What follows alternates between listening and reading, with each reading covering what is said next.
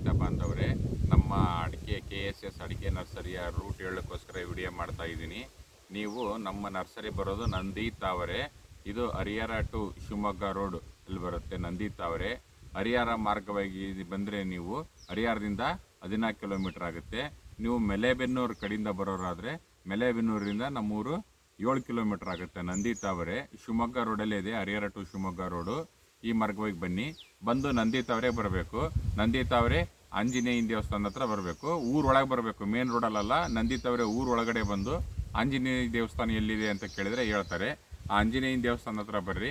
ಆಂಜನೇಯನ ದೇವಸ್ಥಾನದಿಂದ ನಿಮಗೆ 1.5 ಕಿಲೋಮೀಟರ್ ಆಗುತ್ತೆ ನಮ್ಮ ನರ್ಸರಿ. ಕಚ್ಚಾ ರೋಡು, ಮಣ್ಣು ರೋಡು. ಆಂಜನೇಯನ ದೇವಸ್ಥಾನದ ಹತ್ರ ಬಂದು ಬಲಗಡೆ ಒಂದು, ಎಡಗಡೆ ಒಂದು. ಆಂಜನೇಯನ ದೇವಸ್ಥಾನ ಹತ್ರ 2 ರೋಡ್ ಇದ್ದಾವೆ. ಆ 2 ರೋಡಲ್ಲಿ ನೀವು ಬಲಗಡೆ ರೋಡನ್ನು ಹಿಡ್ಕೋಬೇಕು. ಬಲಗಡೆ ರೋಡಲ್ಲಿ ಅಲ್ಲಿ ನೀವು ಟವರ್ ಕಂಬ ಇದೆ, ಸೋಲಾರ್ ಪ್ಲೇಟ್ ಇದಾವೆ, ಅದೇ ರೋಡು. ಆ ರೋಡನ್ನು ಹಿಡ್ಕೊಂಡು ಸೀದಾ 1.5 ಕಿಲೋಮೀಟರ್ ಬನ್ನಿ.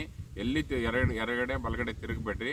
ಸೀದಾ ಬಂದುಬಿಟ್ಟು ನೀವು ಅಲ್ಲೊಂದು ದೊಡ್ಡದು ನೀಲಗಿರಿ ಮರ ಕಾಣುತ್ತೆ. ಆ ನೀಲಗಿರಿ ಮರದ ಕೆಳಗಡೆ ಒಂದು ಸೇತುವೆ ಬರುತ್ತೆ, ಹಳ್ಳ.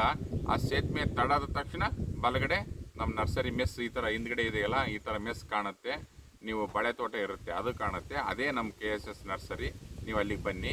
ಇನ್ನು ದಾವಣಗೆರೆ ಮಾರ್ಗವಾಗಿ ಬರೋರು ಏನು ಮಾಡಬೇಕಂದ್ರೆ, ನೀವು ದಾವಣಗೆರೆಯಿಂದ ಬರೋರು ಇಲ್ಲಿ NH ಹೈವೇದಲ್ಲೂ ಬರ್ಬೋದು. ಹೈವೇದಲ್ಲಿ ಬಂದರೆ ನೀವು ಹರಿಹರ ಟು ಶಿವಮೊಗ್ಗ ರೋಡ್ ಇಳಿದು ಬರಬೇಕಾಗುತ್ತೆ.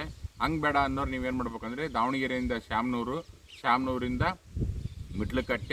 ಮಿಟ್ಲಕಟ್ಟೆಯಿಂದ ಜೆರೆಕಟ್ಟೆ, ಹಿಂಗೆ ಬಂದು ದೇವ್ರ ಬೆಳಕೆರೆ, ಕುನೆ ಬೆಳಕೆರೆ, ನಂದಿ ತಾವರೆ ಬರ್ಬೋದು. ಈ ಮಾರ್ಗವಾಗಿ ಬಂದರೆ ಒಂದು 20 ಕಿಲೋಮೀಟರ್ ಆಗುತ್ತೆ. ಇನ್ನು NH 4ಅಲ್ಲಿ ಬಂದು ನೀವು ಸರ್ವಿಸ್ ರೋಡಲ್ಲಿ ಇಳಿದು ಹರಿಹರ ಟು ಶಿವಮೊಗ್ಗ ರೋಡಲ್ಲಿ ಬಂದರೆ ಒಂದು 25 ಕಿಲೋಮೀಟರ್ ಆಗುತ್ತೆ. ನೀವು ಯಾವ ಮುಖಾಂತರ ಆದರೂ ಬರ್ಬೋದು. ನಾನು ಕೆಳಗಡೆ ಹೇಳಿದ್ನಲ್ಲ, ಈ ಮಾರ್ಗವಾಗಿ ಬನ್ನಿ. ಒಳ್ಳೆಯದಾಗಲಿ. ನಮಸ್ಕಾರ.